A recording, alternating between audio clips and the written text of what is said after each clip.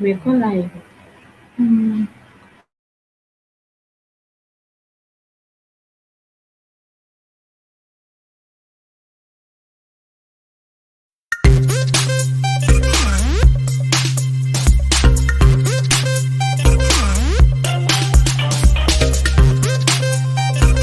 The voice note. And hold on, hold on. Meko.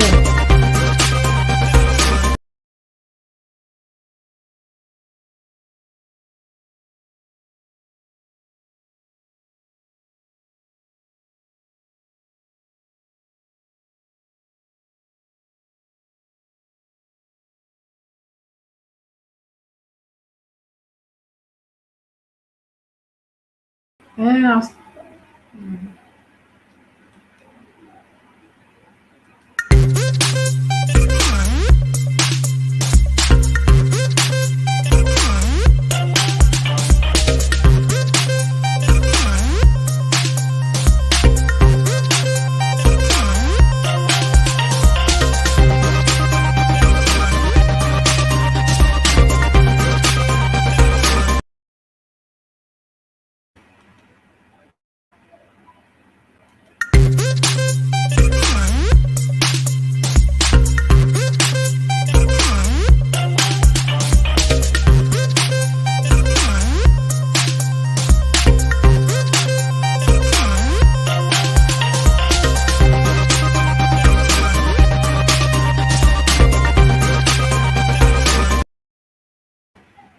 The News Hour, coming to you live from the studios of HitzAfrik Radio and TV.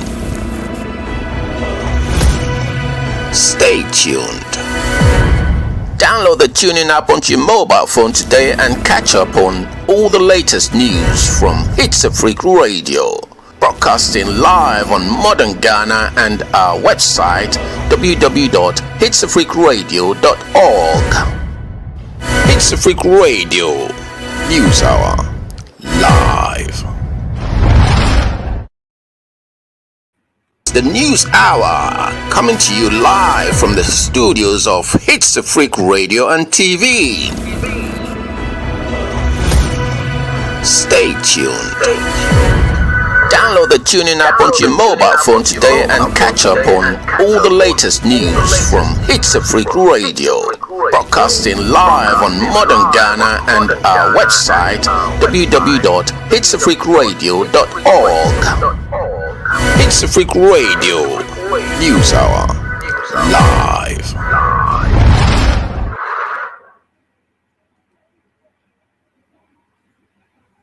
Good evening. The time is exactly 7 o'clock GMT, right here in the studios of HitzAfrik Radio.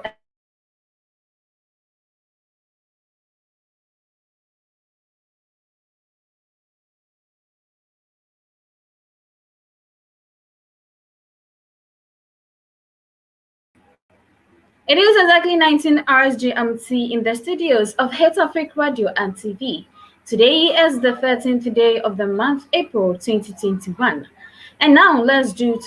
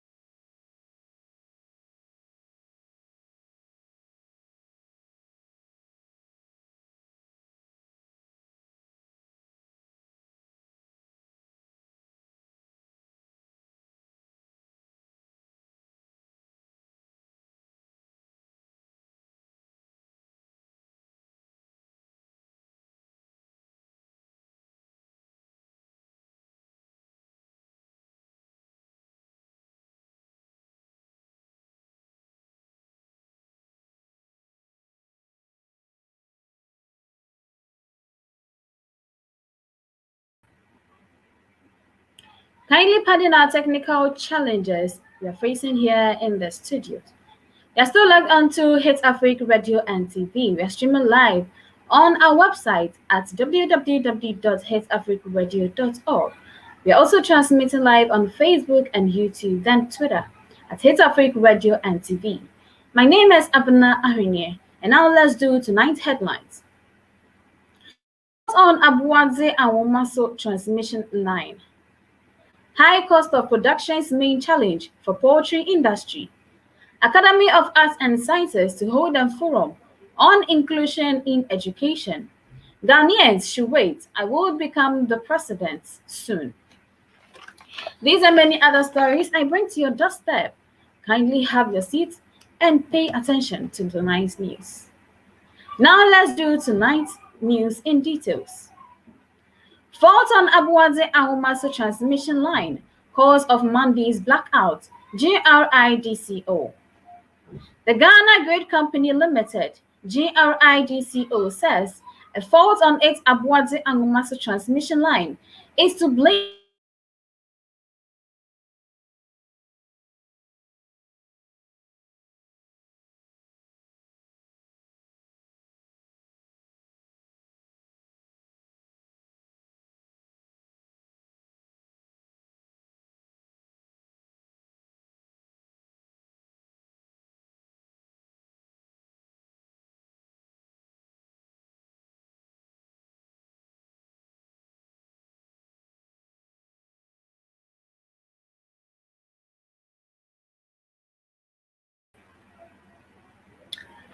The Ghana Grid Company Limited (GRIDCO) says a fault on its Abuadze Ahumaso transmission line is to be blamed for the power outage recorded in parts of the country on Monday around 1:30 p.m. It said the development led to the loss of power supply.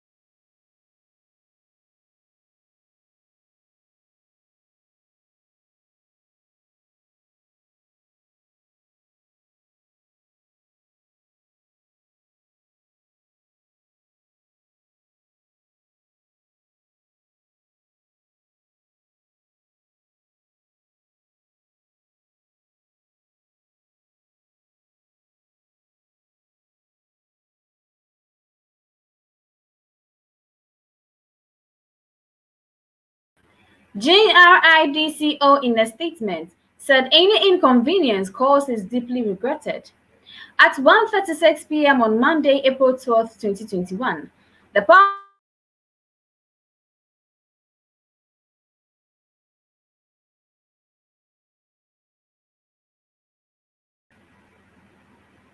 power system experienced a fault on the Abuadze Ahumaso transmission line, leading to the loss of supply to some parts of the country, the release said.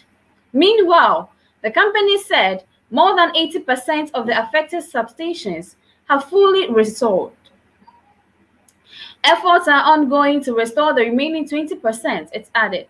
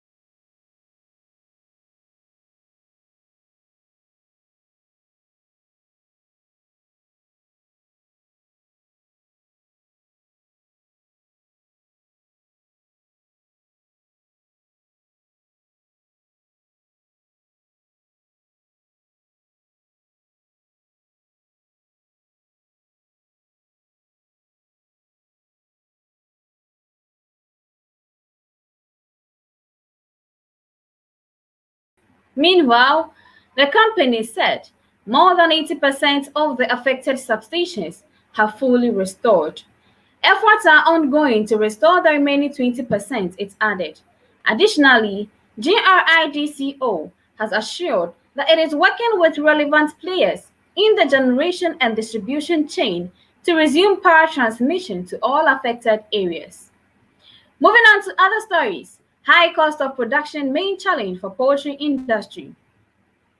Poultry Farmers Association Delali Adogla Beb Asidi Delali. Despite concerns that a drop in demand from schools is negatively affecting Ghana's poultry population, a member of the Poultry Farmers Association says the industry struggles are instead due to the high cost of production. Mordecai Odum, the General Secretary for the Poultry Farmers Association in the Bono region, traced this to that in December it went well for us, and just after December, people refused to buy the eggs because the price of eggs had reduced. Because the schools is one of our markets, but I wouldn't say it is a major market. He said restaurants, hotels, and the general public were more significant patrons of their produce. Mr. Odum is certain that the high production is the main issue. According to him, farmers are also compelled to reduce the prices of eggs.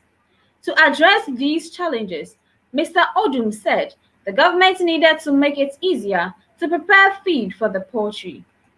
The things that we import, like the concrete and the soya beans, the taxes that are being put on them should be reduced so that at least we can afford to buy it and then use it to prepare our feed.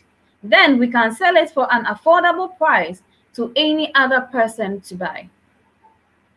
A marketer of poultry products and the CEO of Mianan, Charity Annan Edupon, also noted that schools may not be as critical to their operations. She even said she stopped supplying schools with eggs because of their unreliability to pay. Private schools will pay you, but for the public schools, it is always a struggle. So I stopped that.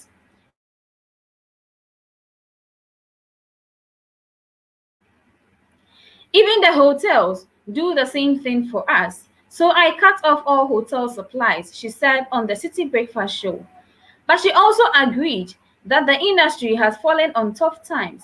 I have had to lay people off because you just cannot keep up with the overhead, Charity added. Moving on to other stories. Academy of Arts and Sciences to hold forum on inclusion in education.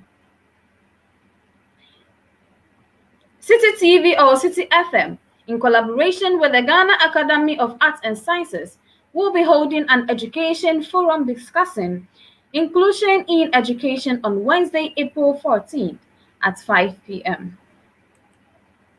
The theme, Reducing Barriers to Accessing Education in Ghana. The drive for inclusive and equitable quality education is in line with the Fourth Sustainable Development Goal, SDG 4. Resource persons for the forum include Amankwa Isiama, the chair of the Select Committee on Education in Parliament, Michael Insuwa, a former Director General of GES, Joyce Lanyo, the chair of CSOS Platform on SDG 4, and Kofi Asare, the Executive Director of the African Education Watch. They will be handling issues concerning the oversight of the education sector, its policy framework, gender and inclusion issues, and assessing the effectiveness of the institutional and policy framework. The forum will be moderated by the host of the City Breakfast Show, Bernard Alvey. It will identify any layers of discrimination or lack of opportunity that advertently deny students the right to be educated and make proposals of how to address them. The Ghana Academy of Arts and Sciences is proposing a widening of the public discussion to ensure that the country's educational system really becomes the engine for driving SDG 4. Moving on to other stories. Twitter establishes its African office in Ghana. Social media network Twitter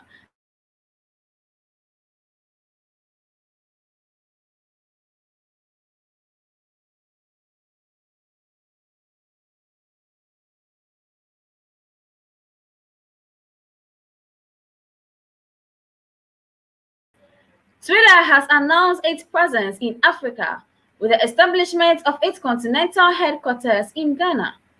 This announcement was made on the company's official blog on Monday, 27th April 2021. Twitter has announced its presence in Africa with the establishment of its continental headquarters in Ghana. This announcement was made on the company's official blog on Monday, 12th April 2021, where it stated that the move will grant the company the opportunity to be more immersed in the rich and vibrant communities that drive the conversations taking place every day across the African continent.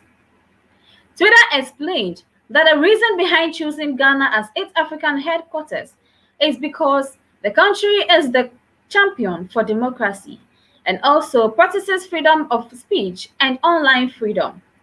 The sighting of the Secretary of the African Continental Free Trade Area was another reason the social media giant claimed influenced its decision. As a champion for democracy, Ghana is a supporter of free speech, online freedom, and the open internet, of which Twitter is also an advocate. Furthermore, Ghana's recent appointment to host the Secretary of the African Continental improve and tailor our service across Africa. This announcement comes after the company's CEO, Jack Dorsey's visit Ghana in December 2019. Ghanaians have welcomed the announcement by Twitter. President Nana Akufo-Addo, in a tweet, described Twitter's choice for Ghana as excellent news. The choice of Ghana as headquarters for Twitter's African operations is excellent news. Government and Ghanaians welcome very much this announcement and the confidence reposed in our country, as I indicated to Jack Dorsey, the Twitter CEO, in our virtual meeting on 7th April 2021. This is the start of a beautiful partnership between Twitter and Ghana, which is critical for the development of Ghana's hugely important tech sector, he added. And this is where we end our local stories. Stay tuned as we do other African countries. The News Hour, coming to you live from the studios of HitzAfrik Radio and TV. Stay tuned. You're still logged on to HitzAfrik Radio and TV. We are transmitting live on our website at www.hitzafrikradio.org. Also, we are streaming live on Facebook, YouTube, and Twitter at HitzAfrik Radio and TV. Now let's do some African stories. DR Congo, new pro-presidential Felix Tshisekedi government established. After an almost 2-month wait, a new government was unveiled on Monday in the Democratic Republic of Congo. The Sacred Union of the Nation, as this new government is being referred to as reportedly made of pro-President Felix Tshisekedi personalities and sees both a reduction in numbers to 57 members and a fresh dose of diversity, that is 27% female representation, a younger average age of 47 years, and with 80% new figures. The previous team, led by Sylvester Lunkamba, had 43 pro-Kabila and 23 pro-Tshisekedi ministers. The portfolios were split 83% male and only 17% female. Christophe Lutudula, a supporter of Mr. Katumbi, has been appointed to the Ministry of Foreign Affairs. Christian Mwando, another lieutenant of the former Katanga governor, has taken the Ministry of Planning.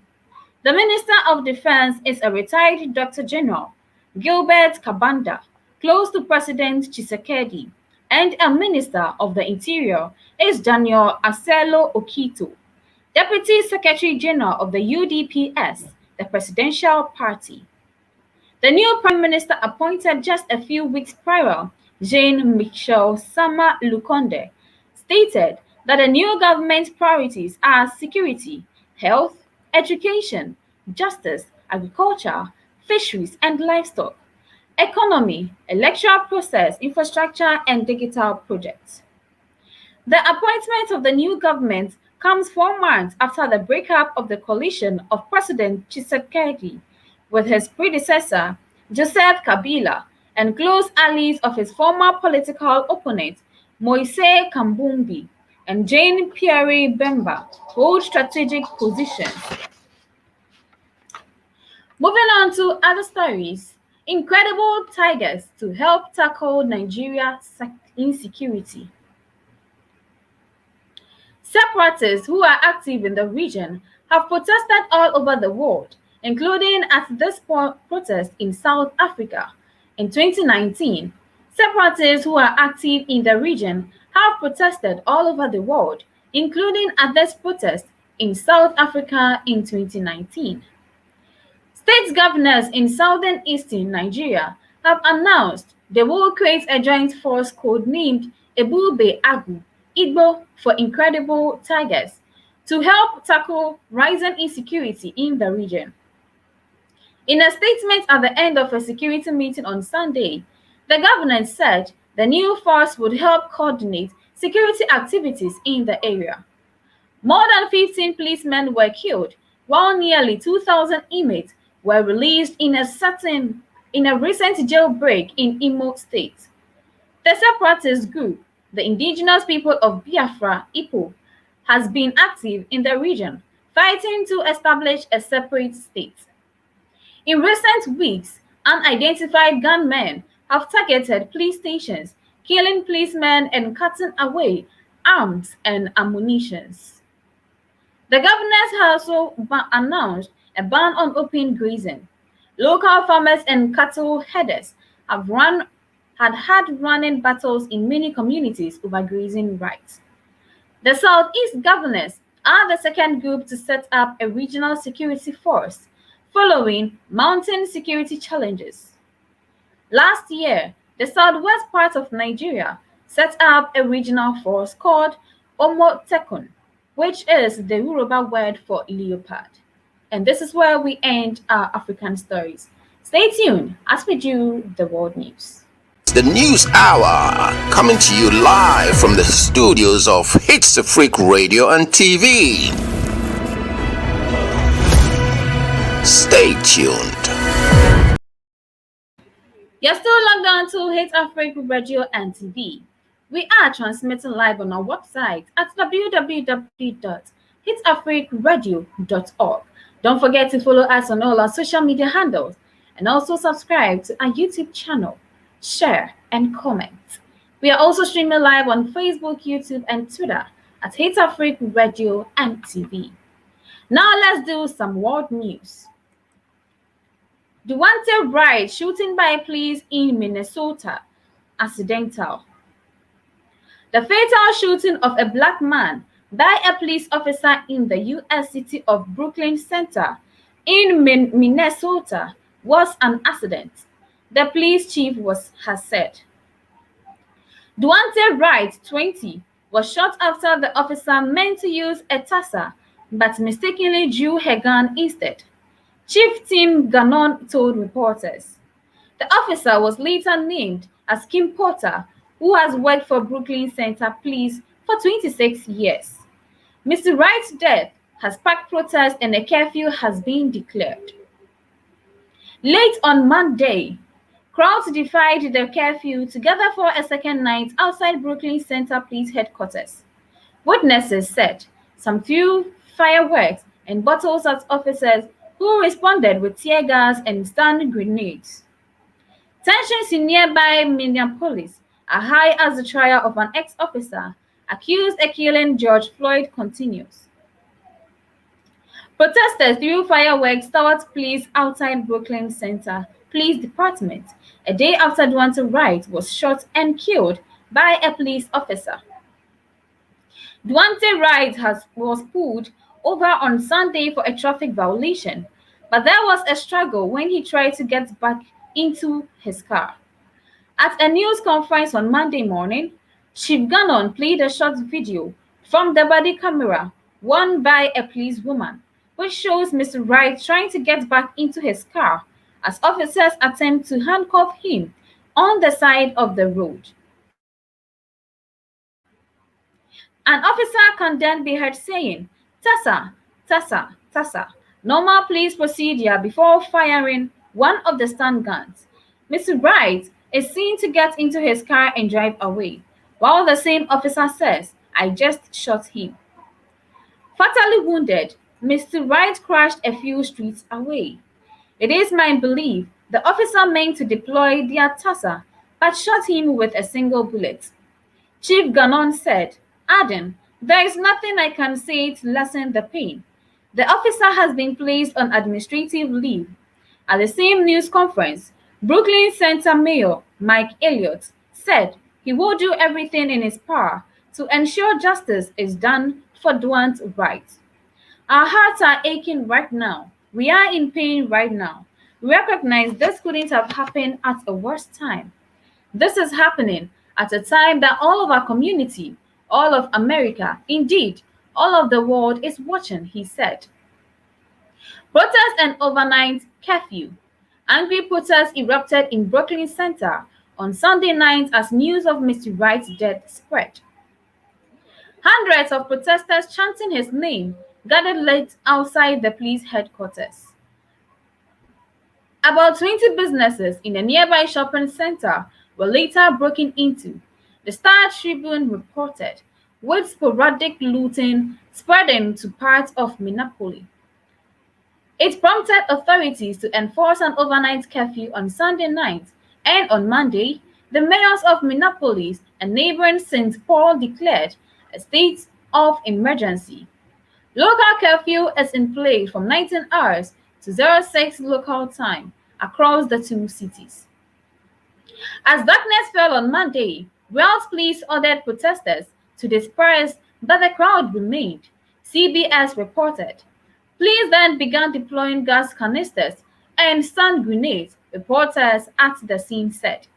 Members of the Minnesota National Guard, already deployed for the trial on murder charges of Derek Chauvin, have been sent to Brooklyn Center.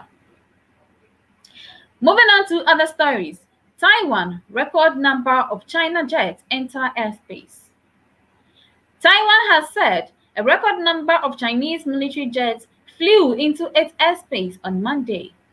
The Defense Ministry said 25 aircraft, including fighters and nuclear-capable bombers, entered its so-called Air Defense Identification Zone, IDIZ, on Monday.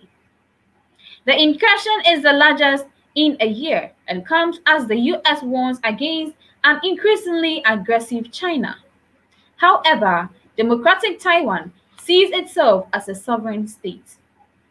The latest Chinese mission involved 18 fighter jets as well as 4 bombers, which can carry nuclear weapons, 2 anti-submarine aircraft, and an early warning aircraft, Taiwan said. The Defense Ministry added they dispatched combat aircraft to warn the Chinese jets, while missile systems were deployed to monitor them.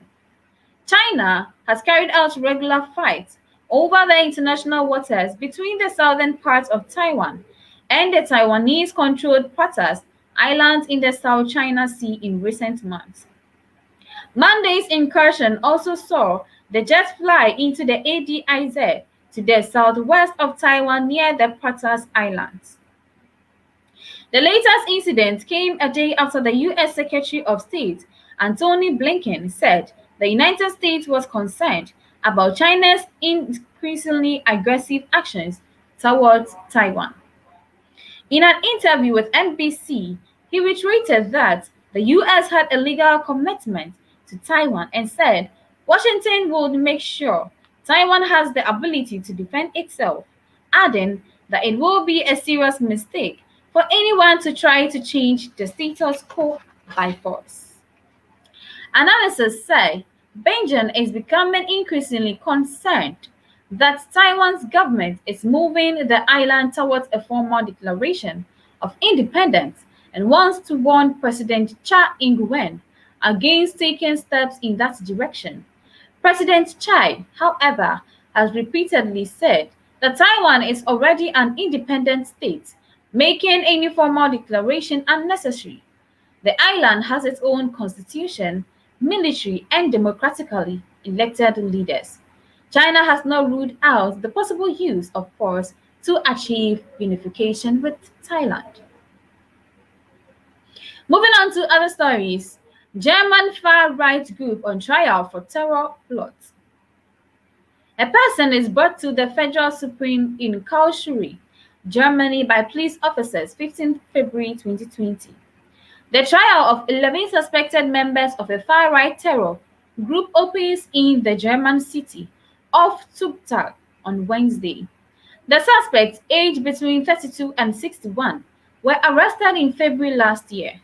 Prosecutors say the 11 men, all Germans, were members of Group S, which planned attacks on migrants, Muslims, and politicians with the aim of sparking a civil war.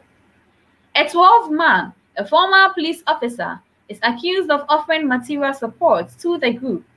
He is also on trial. One of the group is still at large and is being tried in absentia. German politicians met a rise specter in far-right attacks. The men in Group S intended to shake and ultimately topple the state and social order in Germany, the indictment says. Werner S., the group's alleged ringleader, organized an initial meeting in September 2019. Over the next few months, others joined and kept in touch by phone and internet chats. According to investigation files seen by German public broadcaster ZDF and the Stuttgarter Nachrichten newspaper, Werner S. planned to acquire a Kalashnikov assault rifle with 2,000 rounds of ammunition, an Uzi submachine gun, and hand grenades. The group already had 27 unlicensed weapons, mostly pistols, it is alleged. If the accused has been able to carry out their planned acts of terror, we would have had a totally brutal and massive killing machine right on here, said Ralph Michelfelder, chief criminal investigator for the state of Baden-Württemberg. German media reports that the authorities were alerted to the group's activities in autumn 2019 by an informant, who is now the chief witness, under close police protection. In February 2020, police arrested 13 men from 5 German states. One later died in pre-trial detention. Most of the group's members also belong to another far-right groups, including the Bruderschaft Deutschland, German Brotherhood. German broadcaster ARD reports. Members of the far-right Bruderschaft Deutschland, seen at a protest in Berlin, October 2019, Thorsten W., who is accused of supporting the group, worked for the police in the state of North Rhine-Westphalia and allegedly offered £5,000, $6,000, 4,300 euros to buy weapons for the attacks. Moving on to other stories. Fire destroys historic factory in St. Petersburg. One firefighter has died and 2 are seriously hurt after a massive blaze at a historic factory in St. Petersburg. The fire started at about 12:30 local time, 9:30 GMT on Monday, and quickly spread to all 6 floors of the Nevskaya Manufactura building. Strong winds hampered efforts to put out the flames, with a huge plume of black smoke visible across the city. The building dates back to 1841, when it was used to manufacture fabric, and is an iconic landmark in St. Petersburg. 40 people were evacuated, and much of the roof and floor deck had collapsed. The Russian Emergencies Ministry said 300 firefighters were involved in putting out the blaze, it added. The Nevskaya Manufactura says on the bank of the Neva River, which runs through St. Petersburg, Russia's second largest city. It was run by the government during the Soviet period, then privatized in 1992. Parts of the building were still being used to manufacture fabric in recent years, while other areas were rented out as office space or abandoned, according to the AFP. In 2001, the factory was added to St. Petersburg list of historic and culturally available sites. The cause of the fire is unknown, and an investigation has been launched. And this is where we end our world news. Stay tuned as we fetch you the entertainment news. The News Hour, coming to you live from the studios of HitzAfrik Radio and TV. Stay tuned. You're still logged on to HitzAfrik Radio and TV. We are transmitting live on our website at www.hitzafrikradio.org. Also, we are streaming live on Facebook, YouTube, and Twitter at HitzAfrik Radio. Don't forget to follow us on all our social media platforms. Like, comment, subscribe, and share to our YouTube channel. Moving on to our entertainment news. Ghana tweets troll Nigerians over Twitter's choice to site its Africa headquarters in Ghana. Twitter has announced its decision to build its first African headquarters in Ghana, and that has sparked instant violence between Ghanaians and Nigerians on the Bird app.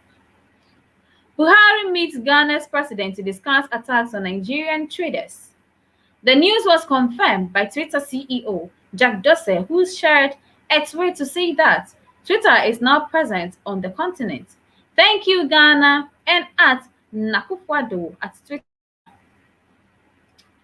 Ghana's president, in response, said, "The choice of Ghana as headquarters for Twitter's African operations is excellent news. Governments and Ghanaians welcome very much this announcement and the confidence reposed in our country." Ghana's Information Minister, Kojo Oppong Nkrumah, speaking on the new development, said, #Twitter Ghana is a big win for Ghana. This means more jobs and opportunities for our youth in the technical space, and shared a link by which people can apply to work with Twitter in Ghana. Knowing Nigeria and Ghana over its unending jollof war, always fueled by the love and hate affair between the West African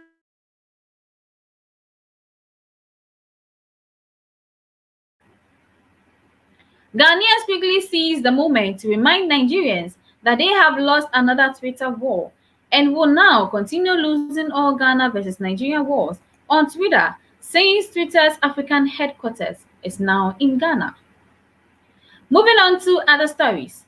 Family of Mona Mobile speaks silence on his condition after viral videos.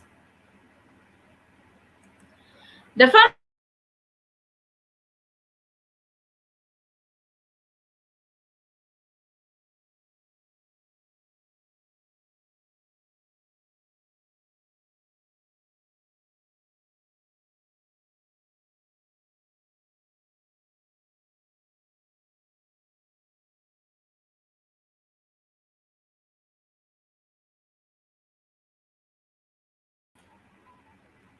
The family of Samuel Kofi Ampofo, a mentally challenged man who popularized the phrase "Mona Mobile" on social media, has finally spoken about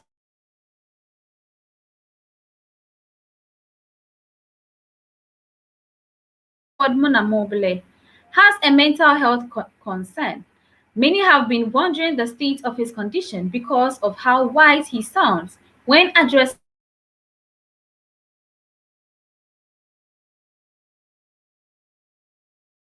one in which he said, "Those who aren't mentally ill suffer because they have to pay for everything, unlike mad people who get things free of charge."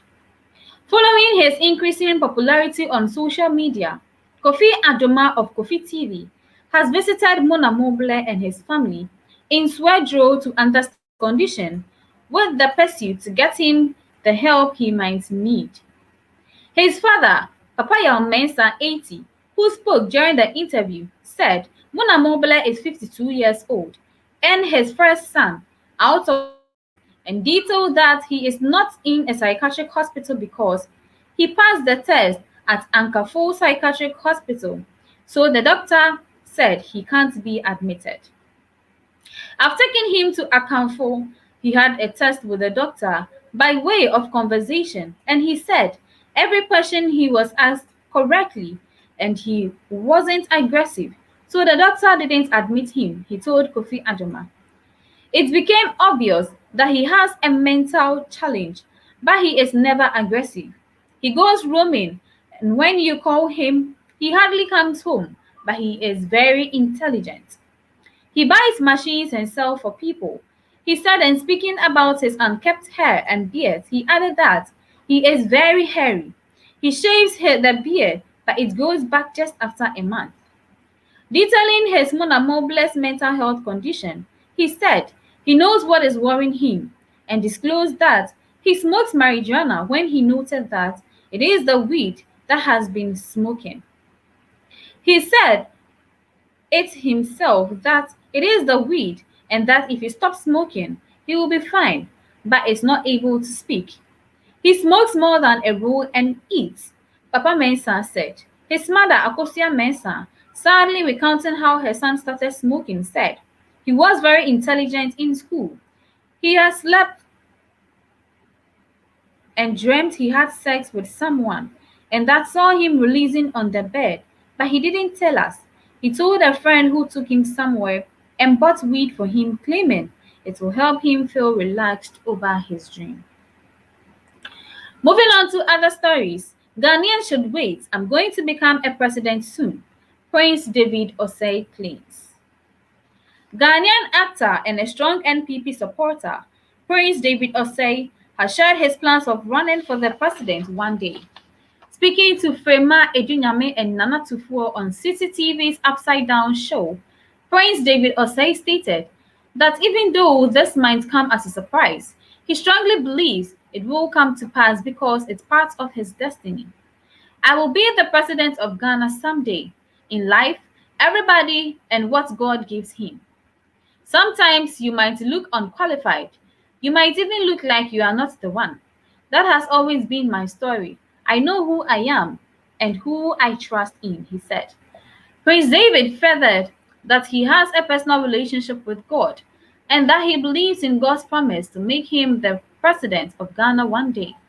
He explained that God told him when he was 17 years old that he would become the president of the nation one day, and he is holding on to that prophecy with faith.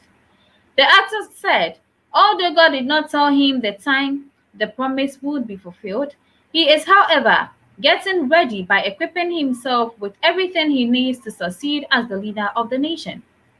Prince David Osei was one of the celebrities who openly supported the incumbent NPP government led by Nana Akufo-Addo during the 2020 elections. Explaining the reason he decided to publicly involve himself in partisan politics, despite being an actor, David said campaigning for the NPP was just a stepping stone to help him fulfill his dream. According to David, those who did not know about his political ambition and prophecy would not understand his move until it finally manifests one day. Moving on to other stories, Will Smith's slavery film Emancipation pulls out of Georgia over voting laws. Will Smith's slavery film Emancipation has pulled out of filming in Georgia over what the star has called the U.S. state's new regressive voting laws. In a statement issued to Deadline by Smith and director Ituan Fuqua, the pair said they felt compelled to act when we cannot in good conscience provide economic support to a government that enacts regressive voting laws that are designed to restrict voter access. Some feel the new law will restrict voting by disadvantaged groups. Deadline said the move by the Emancipation producers comes after weeks of discussions between the filmmakers, film officials, and Georgia political leaders, including voting rights activist Stacey Abrams.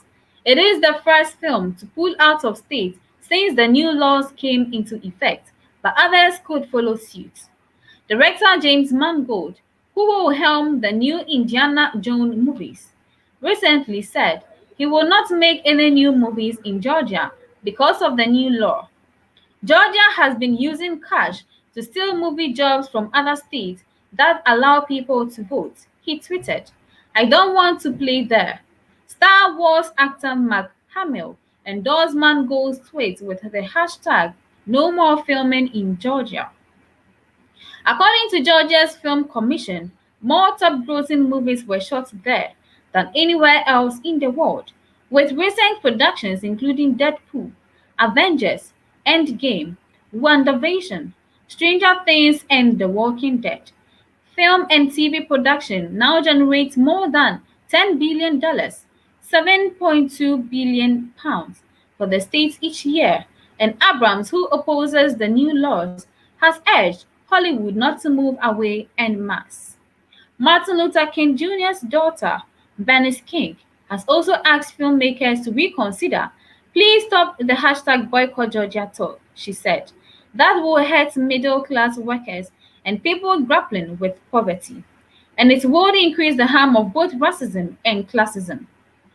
In future elections, ID will be required for anyone requesting a mail-in ballot.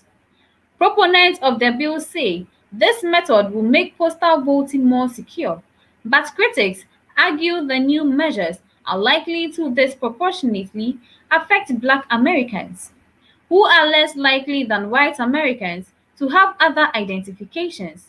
The law also prohibits anyone except poll workers from handing out food or water to people queuing outside polling stations, and there will be a limit on the number of drop boxes in which people can place their absentee votes, meaning many will have to travel further. The early voting period for all runoff elections in Georgia, no candidate can advance through a primary or a general election system without first earning more than 50% of the vote, will also be shortened. Georgia voting restrictions law in atrocity. The president called the law Jim Crow in the 21st century and a blatant attack on the Constitution. Jim Crow refers to the 19th and 20th century laws that enforced racial segregation in the South. But Republicans say they are streamlining voting procedures and trying to restore confidence in the election system. Emancipation sees Smith playing Peter, a slave who flees a plantation in Louisiana after being subjected to terrible abuse. He takes the treacherous journey north and joins the Union Army during the American Civil War. The film is based on a true story. A photo of Peter Black was taken during an army medical examination and showed his whipping scars. The photo was published in 1863 and was seen around the world, giving impetus to abolitionists and prompting many free Black people to join the Union Army. Filming was due to start in June. And this is where we end our stories for tonight. Stay tuned as we do a recap of the headlines. The News Hour, coming to you live from the studios of HitzAfrik Radio and TV. Stay tuned. You're still logged on to HitzAfrik Radio and TV. We are transmitting live on Facebook, YouTube, and Twitter at HitzAfrik Radio and TV. Also, we are streaming live on our website www.hitzafrikradio.org. Now let's do a recap of tonight's headlines. Fault on Ambuadze and Womaso transmission line. High cost of production's main challenge for poultry industry. Academy of Arts and Sciences to hold a forum in inclusion in education. Ghanaians should wait. I will become a president soon. These and many other stories I brought away this evening. My name is Abna Aminie. Stay tuned for the rest of our programs. Enjoy your evening.